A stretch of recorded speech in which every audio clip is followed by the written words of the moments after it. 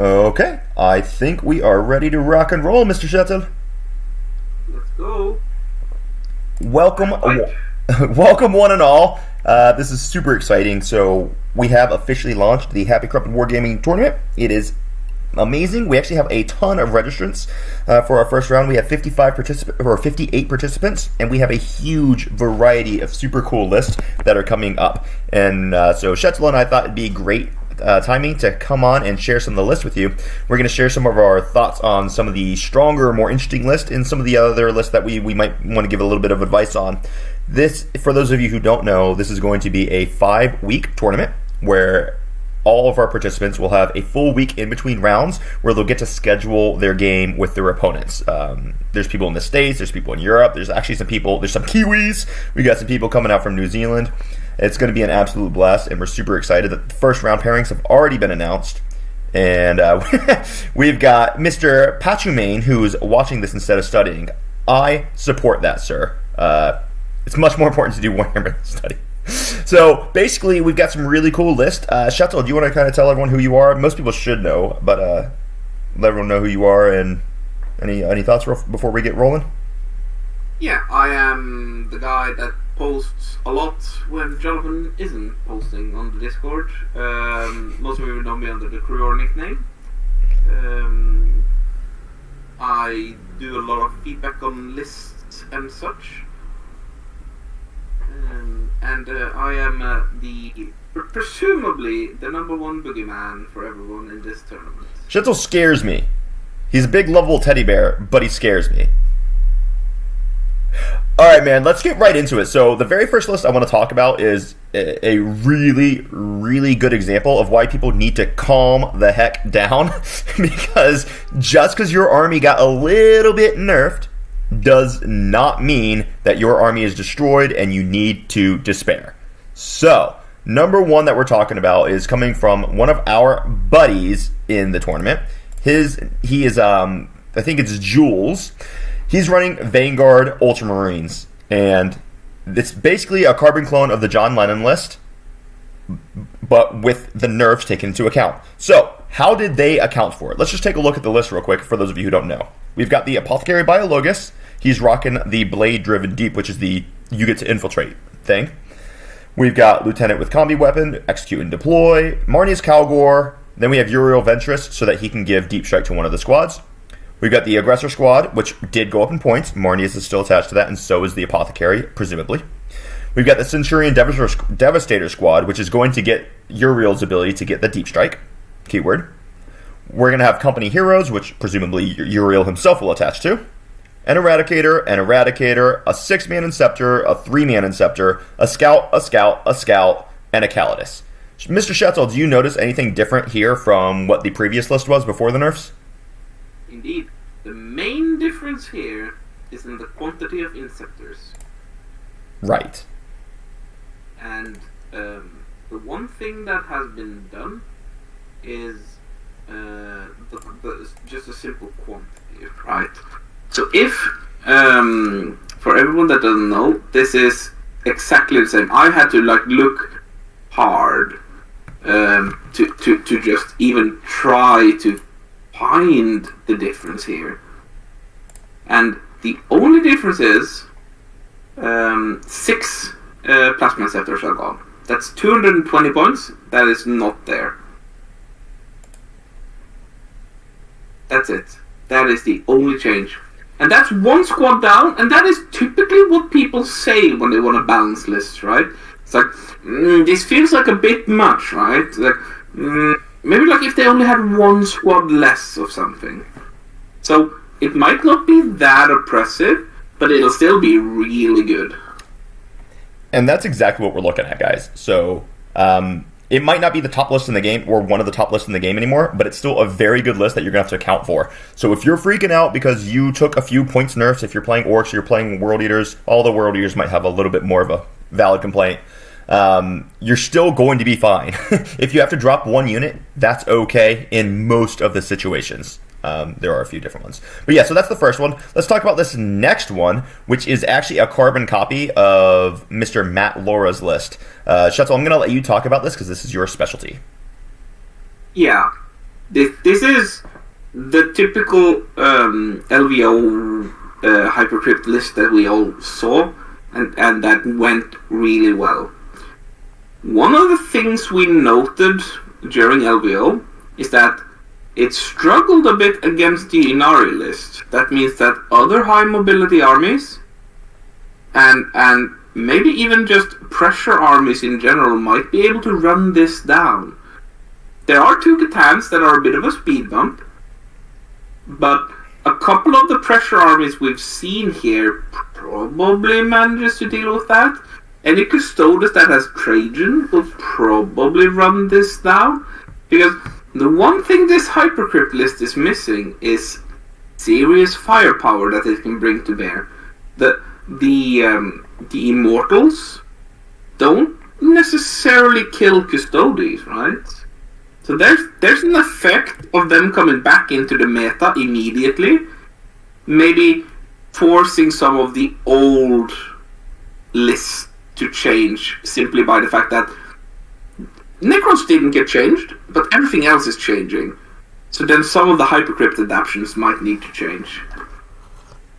Real fast, let me just give a shout out here. Mr. Mass Brofect, you are a freaking legend. He says he can't get donated memberships for whatever reason, but here we go with a $10 super chat. You freaking rock. I love you and appreciate you, my man. And then we got Mr. Frox coming in with a €5 super chat. You are also a legend. I super appreciate you guys' support. Honestly, it really is a big deal because this is basically what I'm doing now, and I'm working on making this full time, and all your support is absolutely fueling that. So you guys freaking rock stars. So thanks so much for the channel support there.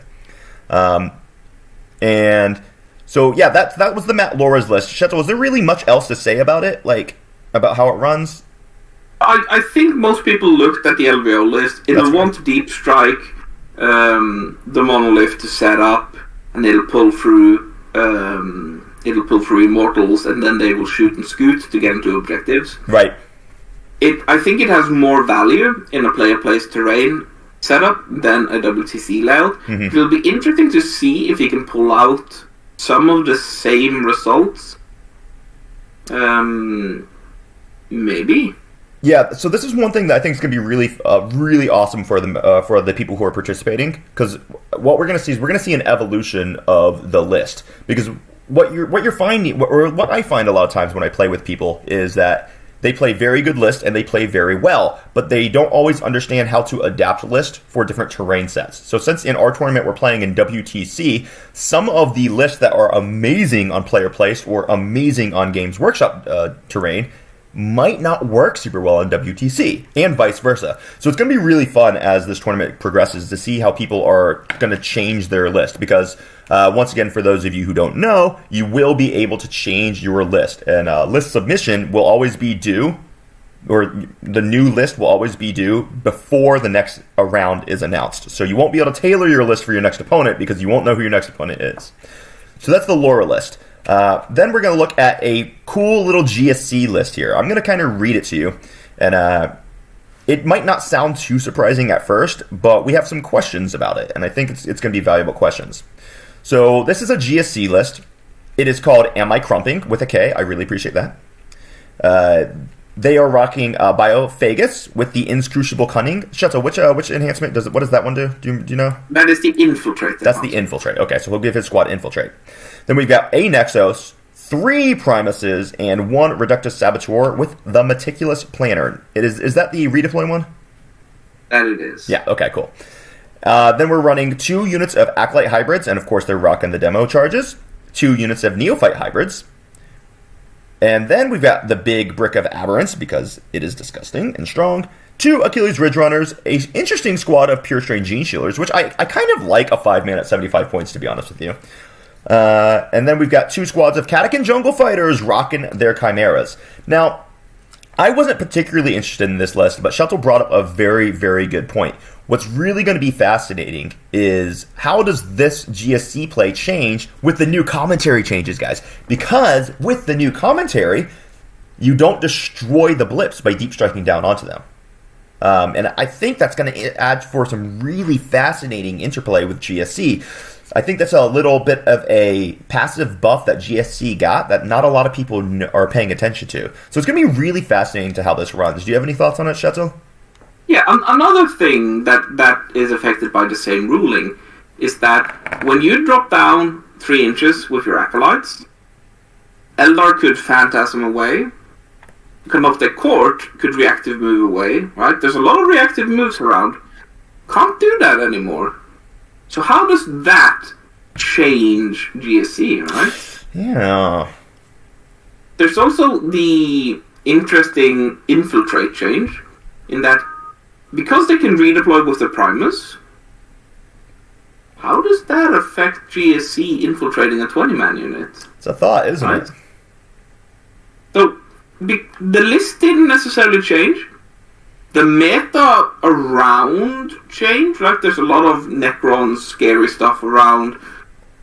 Can't reactive move anymore. So you won't be able to get out and loan up with the Wraiths. Can GSE do it? There's a lot of firepower in GSE. They used to be one of the Necron killers. Yeah. So this Can they come back? I kind of hope so. I'd like to see more GSC out there. Let's move on to this next one here.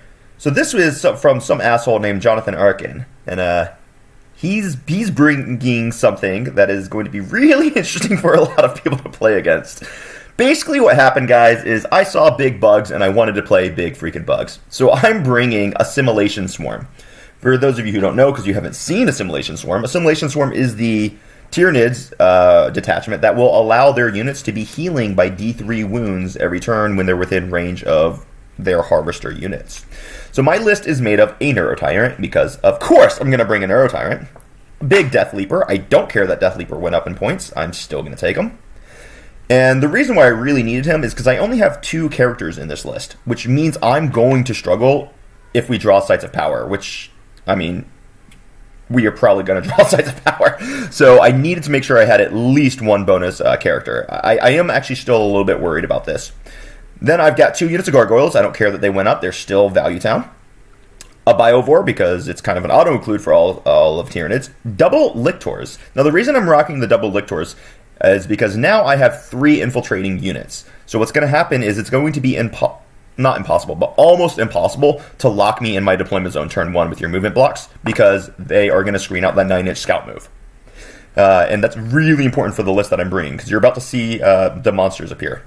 I've got 1 Pyrovore, 3 Rippers, because those are the Harvester units that will proc the healing for the army. And then I've got 2 Exocrines, 2 Haruspexes, a Norn Assimilator, and 2 Norn Emissaries. So basically the point of this list, guys, is you're not going to be able to lock me in my deployment zone turn 1. And my Norns are going to walk up onto the objectives. They're going to be OC 15. They're going to have a 2-up armor save in cover. They're going to be healing at least D3, potentially 2D3 wounds a turn. And good luck taking those objectives from me. And then the Haruspexes, which are one of the most powerful melee units in the entire game that people just seem to not talk about very much. They're also going to have a 4-up Theonopane when they're on objectives. And they're going to be healing, bro. It's going to be a really interesting list. I'm not certain it's actually going to be amazing yet. But my theory is it's going to be a big problem for a lot of people. And we will find out. Yeah, so that's my list, guys.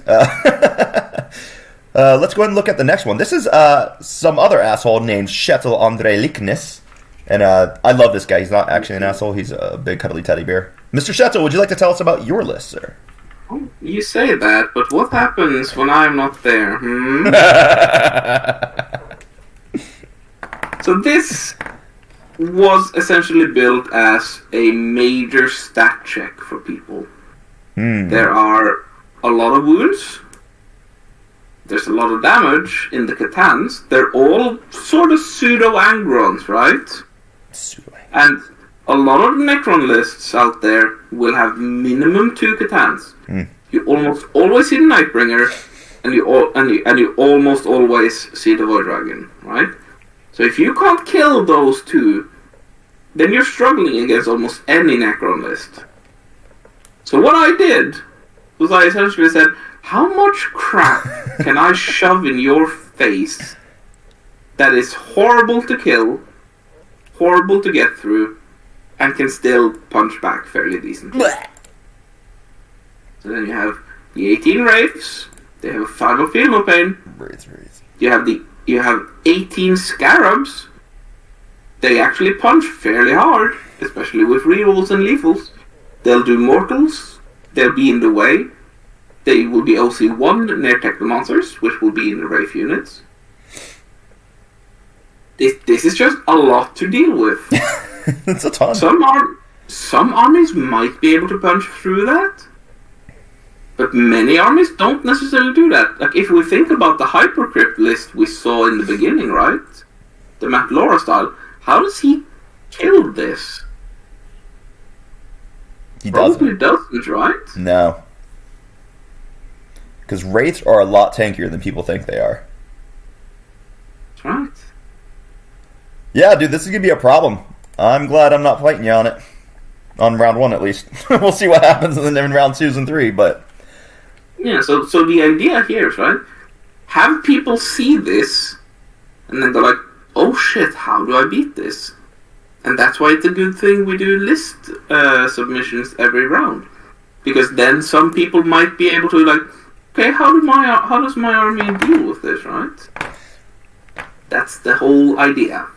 So if you guys are starting to see some problems in your own list that you've built, think about what Shetel just said. You're going to have the opportunity to fix that problem, to shore up these weaknesses for the next round. So just keep that in mind, okay? All right, let's look at the next list. This is actually going to be my brother is playing, and this is a pretty disgusting list he threw together. So we will find out how this one rocks. So essentially he went, hey, demons are cool, and demons just got big points buffs, which makes them cooler. And corn things hit hard, so why don't we just make them hit harder? It's not a very complicated list, but holy crap does it punch. So we're starting with the 3 Ren Masters on Blood Thrones. We've got Mr. Be'lakor, 3 units of Nurglings, a unit of Pink Horrors, which is a little bit of an interesting choice, but I think I like it. And then 3 units of 6 Blood Crushers and 3 units of Flesh Hounds. 1 is a 10-man and 2 are 5-mans. So essentially what this list will do is Be'lakor is going to use the 3-inch Deep Strike ability to pop down. He's going to have Blood Crushers Deep Strike within 6 inches of him and outside of 6 inches of their opponent, because remember, Be'lakor is always within the Shadow of Chaos. Those Blood Crushers will charge and will kill things. And they're going to be at plus 3 strength, plus 3 AP, and plus 3 damage when they do it. In round 1, the Flesh Hounds will be able to move up and do something very similar to it. The Nurglings will be scoring points, they'll be making sure that you can't hit back as hard, and the Pink Horrors are going to grab a objective, whether it's the backfield or something else, and they're just going to say, yeah, you're going to have to put way more than you want to into me to kill me. So this is basically a gross list, and I'm really excited to see how he pilots it. And this might be one of the answers to the Necron list that I'm bringing. Very well could be. Because they can kill all your Satan. Absolutely. Yeah. So here the thing comes down to, right? Is this enough damage? Is it enough units? That's the question. And can they get the impact they need? Right. It'd be interesting to see if the matchup ever happens. Yeah. So, nice freaking list. I'm actually pretty scared of this. I think this is a solid darn list, and I think it's going to be a problem for a lot of people in the meta coming forward. But we'll find out. You need the answers to this. Yeah, definitely. Next one. This is actually a pretty interesting Custodes list that I just thought I would highlight here. And I just want to kind of talk about it a little bit because, Custodes are new to the meta again, or renew to the meta.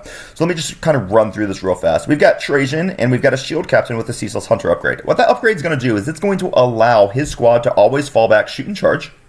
And then once per game, they get a reactive movement. So if you end a move within 9 inches, they get to do a full normal move. He's got 3 squads of Custodian Guard, because Custodian Guard are back on the menu now, guys, since they have the Dev Wound Protection again. They're back on the menu. He's got a 3-man of Terminators, a 5-man of Terminators, and I love that split.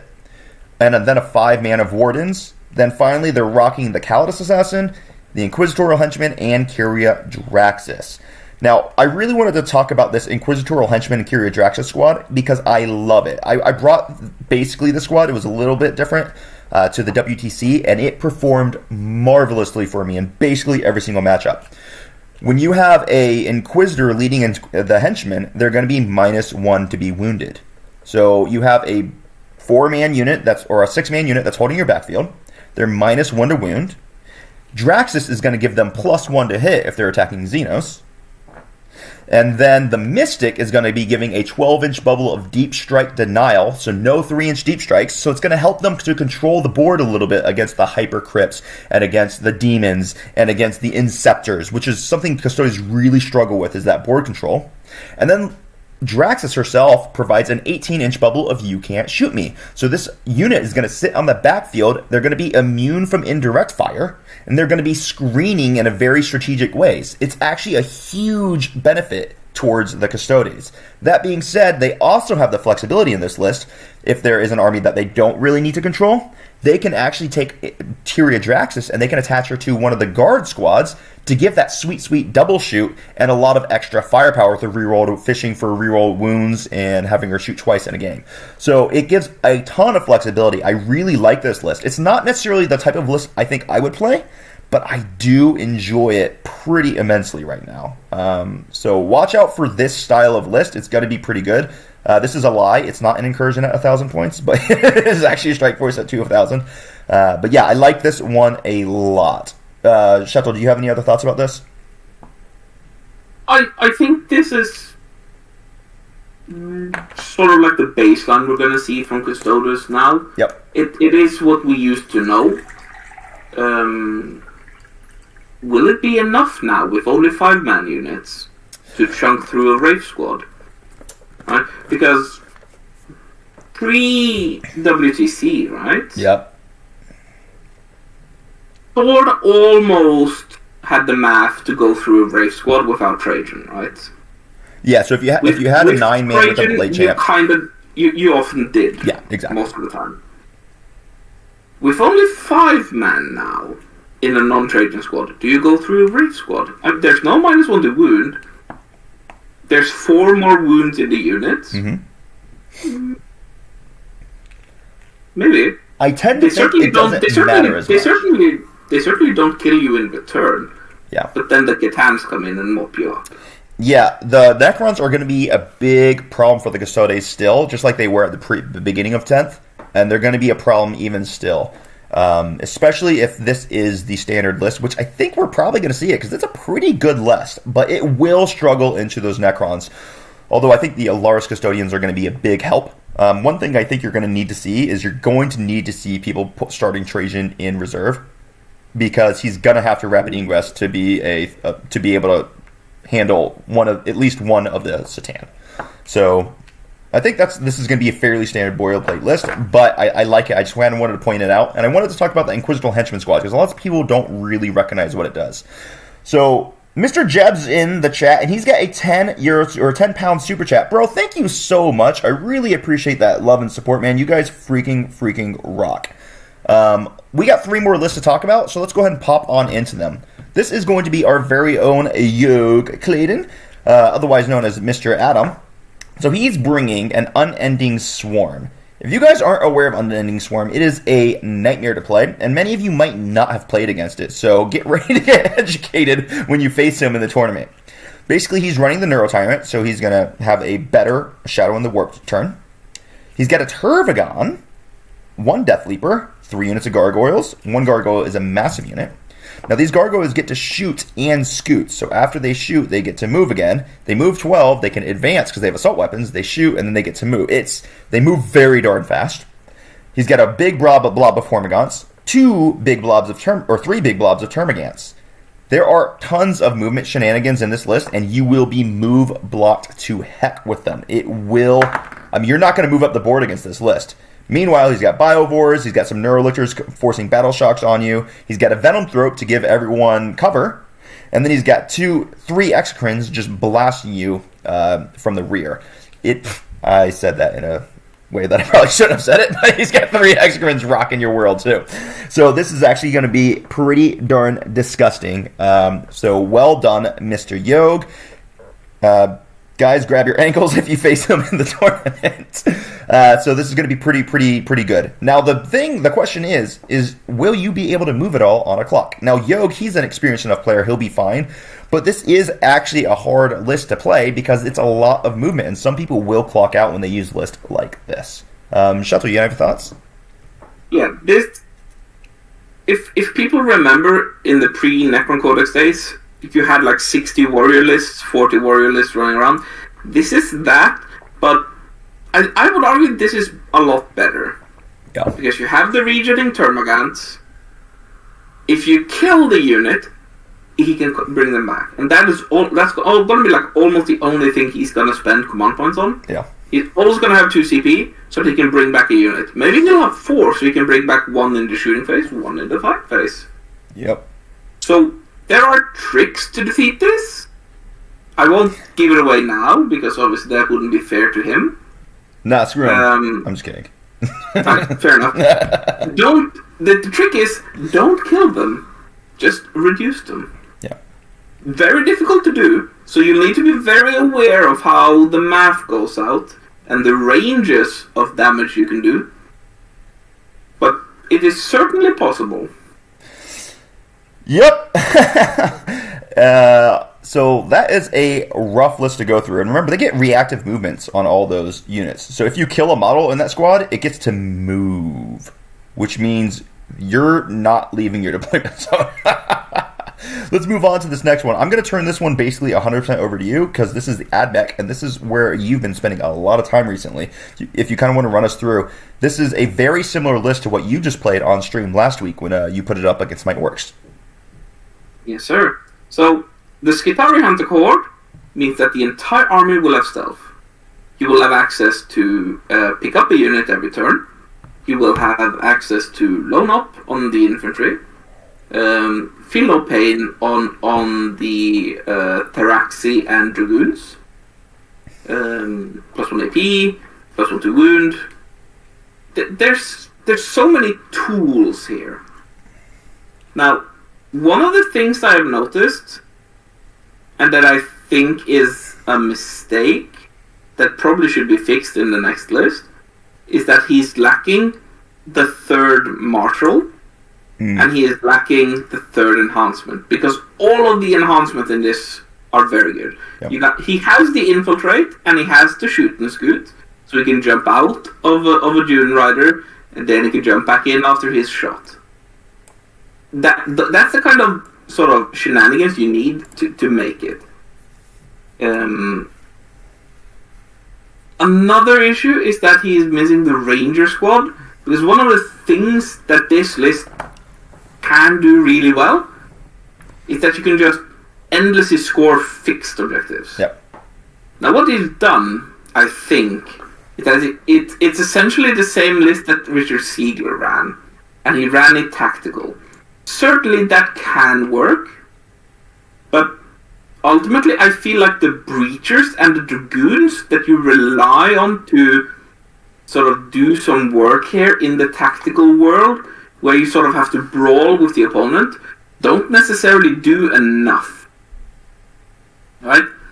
Because all of what AdMech does is just enough damage that you can score 100 points with fixed. Because you can just put your unit out there. You will survive with enough things, and you will kill enough things that you don't get tabled. And then you can do move shenanigans, you can block them in, and so forth. This list might not necessarily do that. I like the Kyriadraxus, I like the Calidus. They are very good. +1 to hit against Xenos unit. A little bit extra shooting, a little bit more reliability. There's just everything to tip the edge in your favor.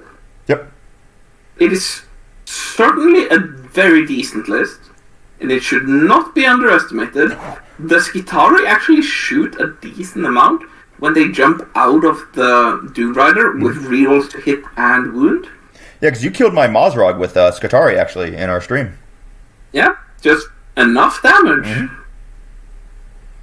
And it wasn't just one big dice spike either. Like, it was correct. That should have worn him down like that. That was correct. Yeah, it was like, okay, here 18 shots, hit on 4s, wound on 6s with twin length, take 3 saves. you'll fail. Exactly. Like 1 or 2. I think there is one thing that I would like to see in this list a little bit more is those Cerberus, which you had in yours. I think you need them for the move block potential. But outside, yeah, man, don't sleep on this list, guys. If you see Admech, don't think that, oh, good, I got Admech, it's a pass. You'd be wrong if you thought that. I do like the Tech Archaeologist addition here. That is probably something you will need to see going forward, and that is a 12-inch deep strike deny. Oh, that's what he does. That actually makes sense, yeah. That makes a lot of sense to me. Cool. Okay, so we've got one more list we're going to talk about, and once again, I'm going to kind of let Shetel take the lead here, because he's played into it a few times now. So this is going to be from Mr. Felix. You guys know him. You love to make fun of him. We're going to have a dedicated stream where you guys can super chat in just so you can hop on voice to talk shit to him, because he deserves it. But we love him. His name is Felix, and he is one of our mods on our server. I really appreciate all the hard work he puts in. And let's go through his, concoction of doom with the Drukhari. So, Mr. Shadow, you can take this one away as well. Absolutely.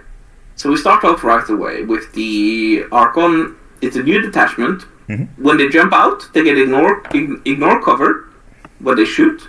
And they get lance when they charge. And that is the turn they have disembarked from a transport. And that is key to beating this. Remember that rule. Now, Archon, no Overwatch. Very potent. Yeah. And enables a lot of shenanigans. Then you have Lilith. If you look at Lilith, you might not think, oh, okay, that's just a lot of attacks. But that's a lot of attacks with sustain 2, 12 attacks sustain 2, hitting on 2s, wounding on 2s against infantry. Likely re-rolling hit rolls, right? Yeah. She's a character, so she can do Epic Challenge. That means whatever character you have attached to something probably doesn't exist if she impacts. Yep. It's all at AP4 in this detachment, right? She will go up to AP4. It's ludicrous with infantry 2 up, sustains hits 2, re-rolling the hit rolls. It is that one model that is very similar to the old the old beginning of 9th edition Succubus with the what was it, the Triptych Whip and the Showtime or whatever. Competitive Edge. That was the Competitive Edge. Oh my gosh. I think her slaps so hard. And she's probably going to be running with witches, although she doesn't have to run with witches, which is the cool thing. Yeah, you probably do want to run her with witches, though. She has some rules that enables the AP4. That has to be led. Ah, gotcha.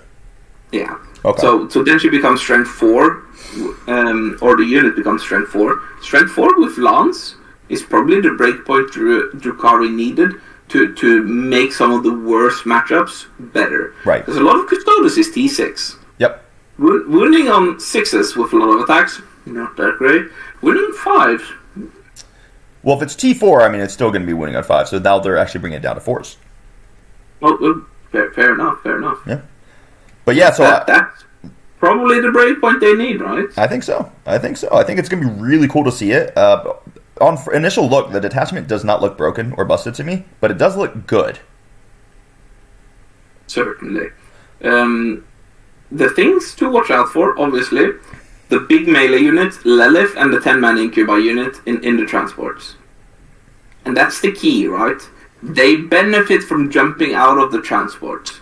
You need a way to deal with those transports before they impact. If you don't have that, then he's just gonna play games with you. Yeah. And what's this? Could you explain this for people who might not know? Because now you have the ability to jump out, do your attacks, and I think it's after the attack they get to come back into the transport, if I'm not mistaken. Yeah, so the Venom always had this. Okay. If they were wholly within 6 of a Venom, mm-hmm. they can go back in. Right. And that'll be 5-man units. Mm-hmm. Or 5 with a character. Now they have a strat Woo! That lets them, after they fight, pile towards the transport and go back in. So if you don't deal with that, yeah, he's just going to play his game. Because you can't overwatch that 10-man Incubi unit. You need to deal with it. And then when we look at the rest of the list, man, there's just a bunch of trash. He's got 3 units of the Mandrakes, which are going to be coming back into reserve, going back on the table, and they actually shoot better than you would think they do. He's got 2 units of Scourges, which are always going to be issues. He's got Reavers, 60-point unit that's going to move like 27,000 inches in a turn. He's got 2 Ravagers with all the Dark Lances that have innate rerolls, so they don't even need pain tokens for them. He's got double Void Reavers, which is a little bit of a surprise. Double Raider and double Venom. The Void Weavers there is actually a very interesting tech, and I think I like it. Because one of the things that you might struggle a bit with in this list is still the same things you typically struggle with. Yeah. So just having a little bit more reliability in a little bit more durable vehicle might be enough. Forcing some battle shock tests might be enough. But having fixed damage 4, maybe that helps against Wraith. There's still the Phenopain to consider, but just a little bit more deaths from the Wraiths might be enough that you might actually take them on the charge. Yeah, so this is a really fascinating list, and, Felix is a very good player, and he has made something that looks really interesting to me. I'm pretty excited to see how it goes with it, and I'm really excited to see how it develops when issues are kind of considered, right? Shetel, did you have any other lists that we really needed to look at right now? Because I really think this was a good sampling of it. We've got a bunch of Orc players in there. We've got a bunch of other Custodes. We've got Demons. We've got World Eaters. I think we have a good sample of the field. Yeah. If your list hasn't been mentioned, it's not that it's a bad list. Right. It's just that these are the interesting samples we found that represent a lot of the rest of the list. We still love the rest of you as well. And there were actually some other very good lists that we didn't really need to talk about them, though, was the thing, right? Yeah, I mean, you see things like, there's Grey Knights there. How do you deal with Grey Knights now that there's Dread Knights on the field, right? So it's the whole theme of you need to be able to kill big monsters, you need to be able to kill durable midfield things, and you need to be able to kill transports. And you need to be able to kill swarms. Those things don't necessarily overlap. So how do you solve for that in a singles tournament? That's the interesting thing about list design. So this was cool, guys. I cannot tell you how freaking excited I am that this tournament has launched. You guys do have your first round pairings right now. The very first round is Search and Destroy, and it is Vox Static, actually, because I am using mission rules, because the game should be using mission rules, and it is Supply Drop for the primary mission. Make sure you pay attention to your primary missions when you're scheduling your games, because that will change the way that you want to make your game plan, guys. So I think that's basically all I had to say. Shetel, do you have any closing words? I mean, the most important part about these tournaments is just vibe with it, right? If you're unsure, don't overthink it, because you probably have the right idea in the first place, right? Just know your list and just vibe with it. When you identify issues in your list building, that's why we're structured this way. Fix it in the next round. And just use the Discord. Talk about your list. Talk about your game. Talk about it with your opponent. And if you're not in the Discord and you're watching this, you should join the Discord. You can join the Discord. We do have a free section where we love our members. You guys come in, we'll have conversations, but we also do have a very robust members-only side to the Discord as well, which we would also love to have everyone in there. So you guys are rocking. Just so everyone knows, I actually am streaming tonight. I'm going to be streaming against Mr. Julian Longa, who's in the chat. We're going to be having a pretty awesome game against his guard. And that should be great. And then tomorrow I'll be streaming with a special guest, Mr. Anthony from Northern Knights Gaming. We'll be doing a live stream as well. So we've got a lot of really cool content coming up. I'm going to try to see if I can get a video out today on World Eaters changes as well. I don't know if I'll be able to get to it. I do have a fairly packed schedule. But super, super pumped up for this whole tournament. You guys freaking rock. Shuttle, thanks so much for coming on. We love having you, buddy. Absolutely.